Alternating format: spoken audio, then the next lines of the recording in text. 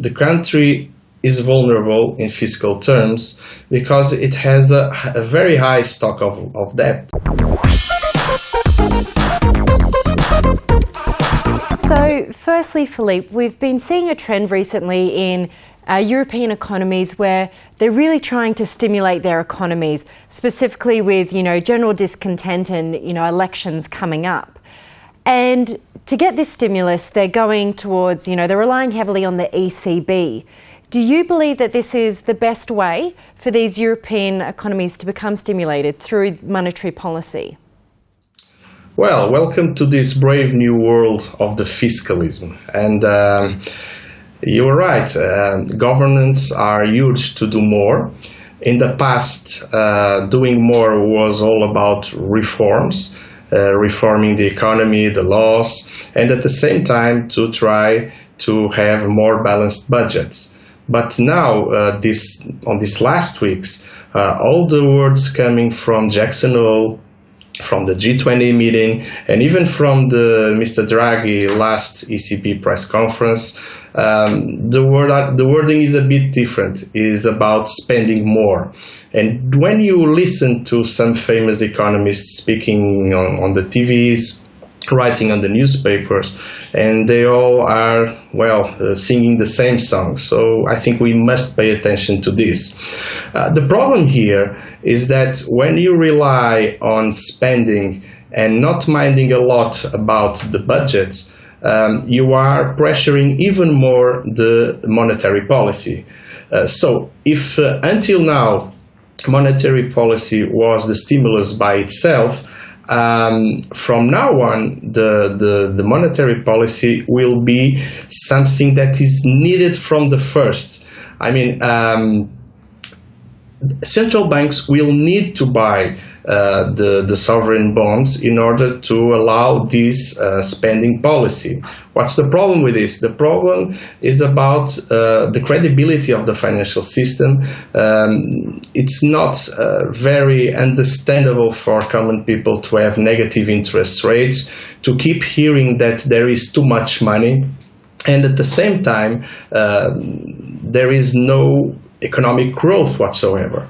Another risk that is very important to notice is that even if the ECB would buy the sovereign bonds, the debt will be still written in the country's balance sheet. So if something fails in terms of Eurogroup cohesion or in the European Union strength, what would be left in the future would be huge debts in all the countries' balance sheets. And so it's not a question of being risky for the short term.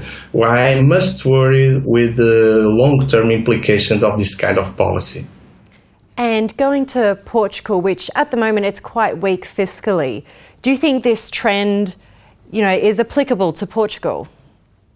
Well, you are right on spot. The problem with Portugal is about this starting point. The country is vulnerable in fiscal terms because it has a very high stock of debt.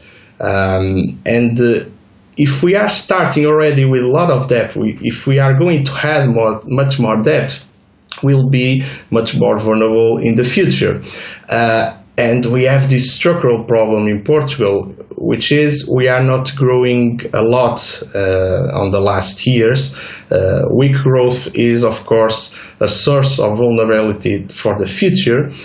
And as time goes by and the debt pile up, we are more and more dependent from the ECB and the European institutions.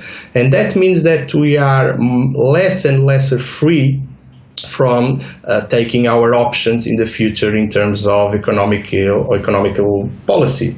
So the main problem here in Portugal is about really the country independence, because if we continue to have debt to our balance sheet, it means that we are less and less independent as a country. I think that's very important.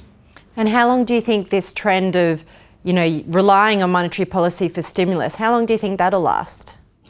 Well, the problem is that it can last for a long time.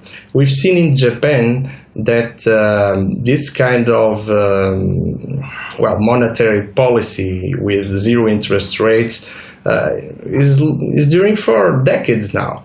But someday it can really derail, because Japan, it's a country, and the European Union is not so strong. The cohesion is not so strong as it would be on a country. So the political link between the countries is not as strong as if we were one country, and that is a vulnerability to all this process. But I think it's more or less safe to say that governments will try to follow this path at least until the end of 2017, because we have a list of important elections coming from this year. The Italian constitutional referendum, it's very important for Italy and for Europe, but we'll have France going to elections also in 2017, and afterwards we'll have Germany. So I assume that in an effort to try to save Europe, and that's a bit ironical, but I think that effort will imply that the governments will be pressured to spend more, relying on the ECB, but probably leaving a problem for the future.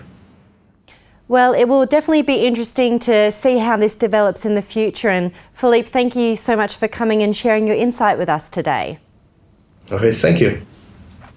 That's all from myself and Filipe from our Geneva studio. But if you liked this video, be sure to give it a like and comment on our website, dukascopy.tv.